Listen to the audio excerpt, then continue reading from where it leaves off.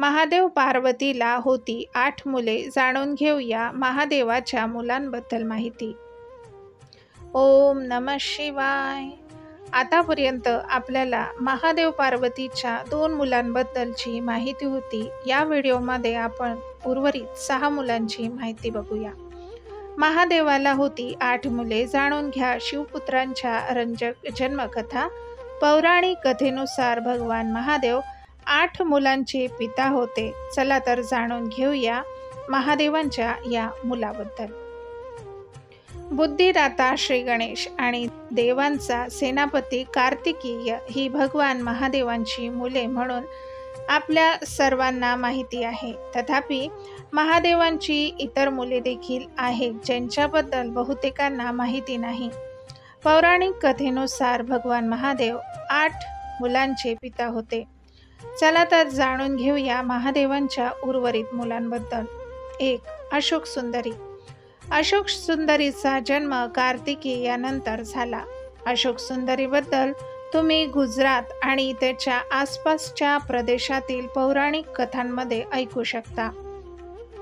शिवपुराण आणि पद्मपुराणातही अशोक सुंदरीचा उल्लेख आहे. असे म्हटले जाते की पार्वतीने तिच्या एकाकीपणावर मात करण्यासाठी अशोक सुंदरीची निर्मिती केली होती. हे वरदान कल्पवृक्षाने दिले होते जे लोकांच्या इच्छा पूर्ण करण्यासाठी ओळखले जाते. 2. ज्योती. दक्षिणेत भगवान शिवासोबत ज्योतीचीही पूजा केली जाते. असे मानले जाते की ज्योतीचा जन्म भगवान शंकराच्या तेजातून झाला होता.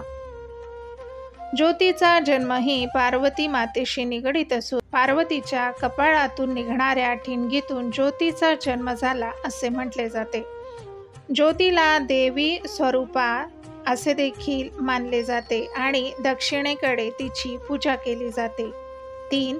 मनसा देवी. शिवपुराणात मनसा देवी ही माता पार्वतीच्या ईर्षेशी संबंधित आहे. असे मानले जाते की मनसा देवीचा जन्म महादेवापासून झाला होता, परंतु ती पार्वतीची कन्या नव्हती म्हणून ती ईर्ष्यावान होती. पौराणिक कथेनुसार सापांची आई कद्रू हिने मूर्ती बनवली होती. तेव्हा त्या मूर्तीला महादेवाचा स्पर्श झाला.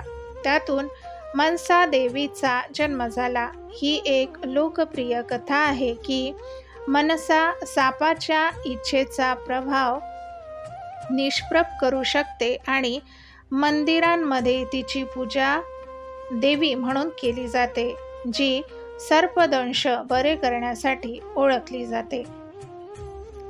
4. अय्यप्पा. पौराणिक कथेनुसार भगवान अय्यप्पांचा जन्म शिव आणि विष्णूंच्या अपत्याच्या रूपात झाला होता. देवतांना अमृत वाटण्यासाठी विष्णूने मोहिनीचे रूप धारण केले. तेव्हा शिव आणि मोहिनी यांचा पुत्र म्हणून अय्यप्पाचा जन्म झाला. अय्यप्पा सर्वात शक्तिशाली देवांपैकी एक आहे आणि केरळ आणि तामिळनाडूमध्ये त्याची पूजा केली जाते. असे म्हणतात की भगवान अय्यप्पा हाच एकमेव देव परशुरामाशी लढू शकतो. 5. जालंधर. महादेवाला जालंधर नावाचाही पुत्र होता. महादेवाने जालंधराला जन्म दिला, पण नंतर जालंधर त्याचा सर्वात मोठा शत्रू बनला. पुराणानुसार जालंधर हा असुरांच्या रूपात महादेवांचा एक अंश होता. इंद्राचा पराभव केल्यानंतर जालंधर तिन्ही लोकांचा देव बनला होता. असे म्हटले जाते की जालंधराच्या अफाट शक्तीमागे त्याची पत्नी वृंदा होती. तिच्याकडे इतके सामर्थ्य होते की कोणत्याही देवता किंवा देवी त्याला पराभूत करू शकत नव्हते, परंतु त्याचा गर्व नष्ट करण्यासाठी भगवान महादेवाने लीला रचून त्याचा पराभव केला. 6. सुकेश. सुकेशाला शिवपुत्र म्हणून ओळखले जाते. सुकेश अनाथ होता. त्याची आई व्यभिचारी असल्याने त्याच्या जन्मानंतर त्याच्या पालकांनी त्याचा सांभाळ केला नाही आणि सुकेश आपला पुत्र आहे यावर त्याच्या वडिलांचाच विश्वास नव्हता.